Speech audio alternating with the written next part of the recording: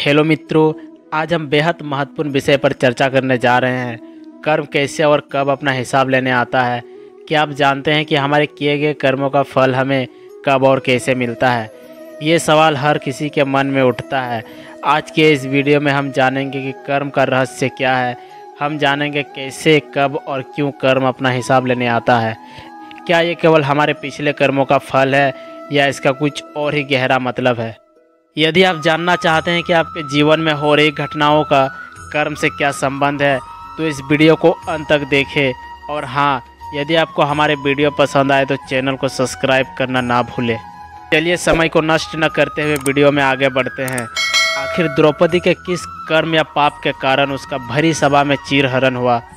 तो आइए जानते हैं कि द्रौपदी ने कौन से पाप या कर्म किए थे जिसके कारण अनेक योद्धाओं के बीच हस्तिनापुर के सभा भवन में उसके वस्त्र उतारने का प्रयत्न किया गया। तो ध्यान से सुनिएगा द्रौपदी चीरहरण की कथा। जब धर्मराज युधिष्ठिर कौरवों से जुआ में अपना सब कुछ हार गए और द्रौपदी को भी दांव पर लगा के हार गए, तब दुर्योधन ने अपने भाई दुशासन को द्रौपदी को बीच सभा भवन में लाकर उसके वस्त्र उतारने का निर्देश दिया। दुशासन जब पंचाली का चीर खींचने लगा तो उसने सभा भवन में उपस्थित सभी लोगों से मदद मांगी, लेकिन किसी भी व्यक्ति ने द्रौपदी की कोई मदद नहीं की। अंत में द्रौपदी ने अपने आप को असहाय जानकर उसने भगवान श्री कृष्ण को याद किया और उसने अपनी लाज बचाने की प्रार्थना की और उनसे पूछा, हे प्रभु, आप तो कहते हो कि मानव को अपने पाप और पुण्य कर्मों का ही फल उसका मान और अपमान कराता है, तो हे करुणा निधान, मैं कौन सा ऐसा पाप कर्म किया है जिसके कारण आज अनेक महारथियों से भरी राज्यसभा में सबके सामने मेरा चीरहरण हो रहा है?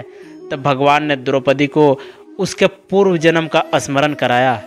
कथा के अनुसार अपने पूर्व जन्म में द्रौपदी एक राजकुमारी थी।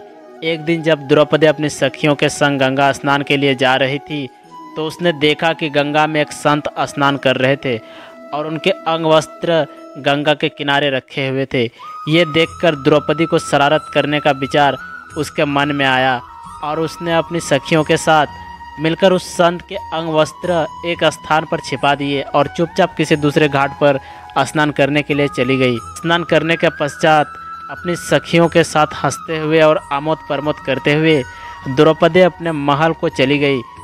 इधर जब संत गंगा स्नान करने के उपरांत जल से बाहर आए तो अपने वस्त्र गंगा तट पर न पाकर परेशान हो गए और इधर उधर खोजने लगे।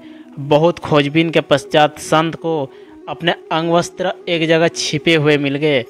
तब उस संत ने क्रोधित होकर श्राप दिया कि आज जिसने भी मेरे साथ ऐसा घृणित परिहास किया है और मेरे वस्त्र हरण किए हैं, एक दिन उसे भी अपने वस्त्र हरण होने पर समाज के सामने लज्जित होना पड़ेगा। आज तक जितने भी पाप किए हो या गलत आचरण किए हो, आप अभी भी सुधर जाइए और भगवान श्री कृष्ण का स्मरण करिए, या फिर आप जो भी भगवान को मानते हैं उसका स्मरण करिए।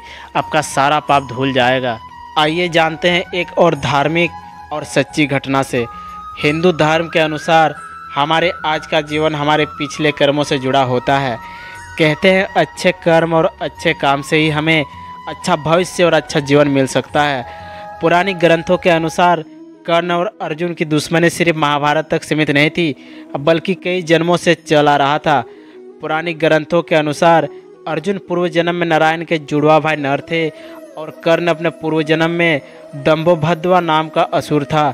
दंभोभद्वा ने भगवान सूर्य की तपस्या करके उनसे 1000 कवच का वरदान मांग लिया था। इस कवच के साथ एक और वरदान जुड़ा था कि हर कवच को तोड़ने के लिए 1000 साल तपस्या करनी पड़ेगी और कवच के टूटते ही वो व्यक्ति भी मर जाएगा जिसने उसे तोड़ा है।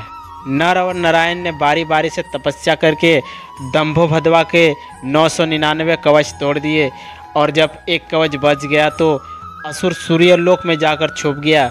महाभारत के युद्ध में इस असुर का अंत अर्जुन ने किया। महाभारत की कथा में एक ही व्यक्ति था जिसके बारे में मान्यता प्राप्त थी कि उसने कवच कुंडल के साथ जन्म लिया था। यह कोई और नहीं बल्कि कर्ण ही थे। दरअसल कर्ण ही पूर्व जन्म में दंभोभद्वा नामक असुर था। कर्ण का वध करने के लिए कृष्ण और अर्जुन को वापस पुनर्जन्म लेना पड़ा था।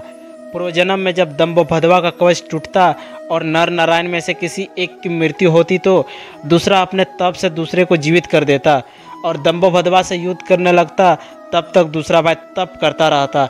इस तरह नर नारायण के तालमेल से दंभोभद्वा असुर का अंत हुआ। पुनर्जन्म में श्री कृष्ण के जन्म की बात की जाए तो वो भगवान विष्णु के 8वें अवतार माने जाते हैं।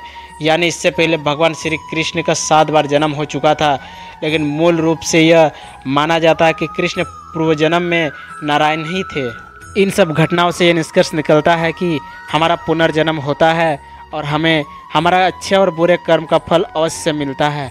इसीलिए हमें हमेशा अच्छा कर्म ही करना चाहिए।